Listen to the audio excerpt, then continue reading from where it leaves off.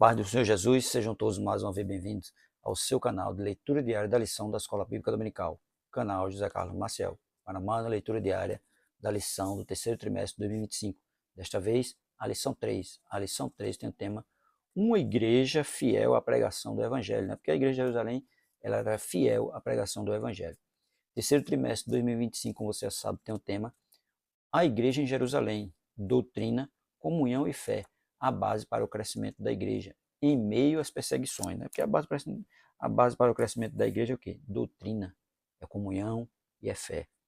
Nossa leitura diária de hoje, primeira carta de Paulo aos Coríntios, capítulo 1, versículo 23 ao 25, que tem como tema a necessidade da pregação.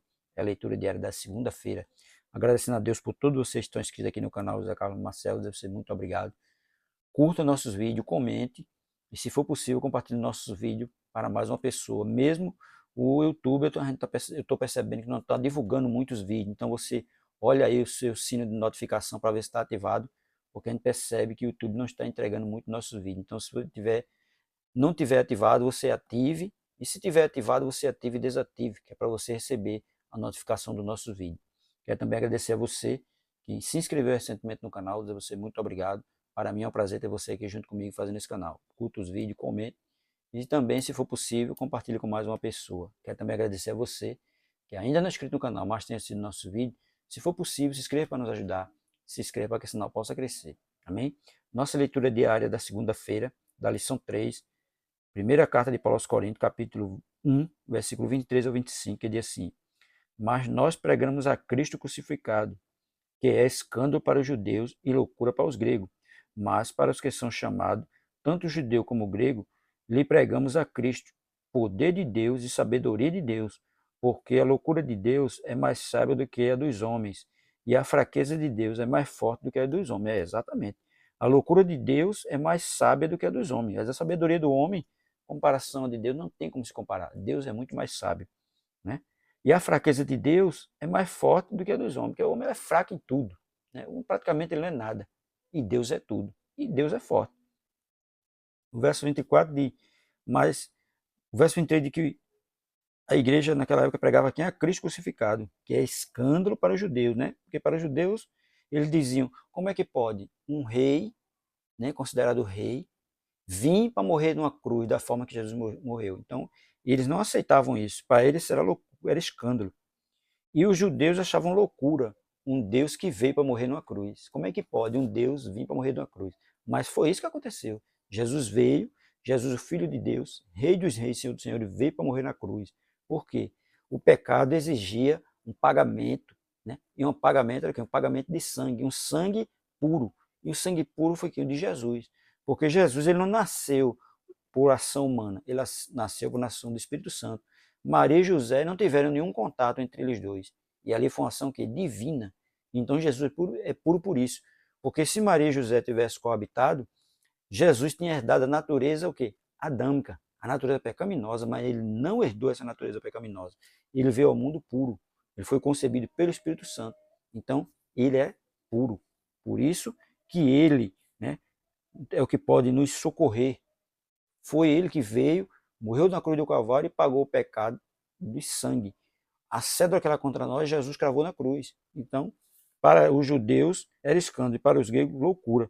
Mas para os que são chamados, tanto judeus como gregos, lhe pregamos a Cristo, poder de Deus e sabedoria de Deus. Jesus é isso, ele é o poder de Deus e sabedoria de Deus. Então, muitos não aceitam, né, que ele veio para morrer da cruz do Calvário. Como é que pode o Filho de Deus vir para morrer na cruz do Calvário? Mas só que já estava determinado por Deus isso acontecer.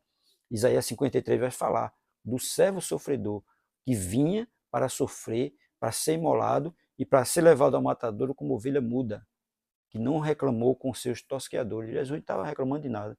Jesus aceitou aquilo que estava preparado para ele, que ele veio com uma missão. E a missão dele qual era? Morrer na cruz do Calvário. E isso ele fez.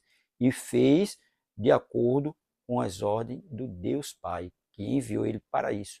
Teve certo momento que ele disse, Pai, se for possível, passe de mim esse cálice, mas que seja feita a tua vontade. E a vontade de Deus é perfeita, boa e agradável, e ela foi feita através de Jesus Cristo.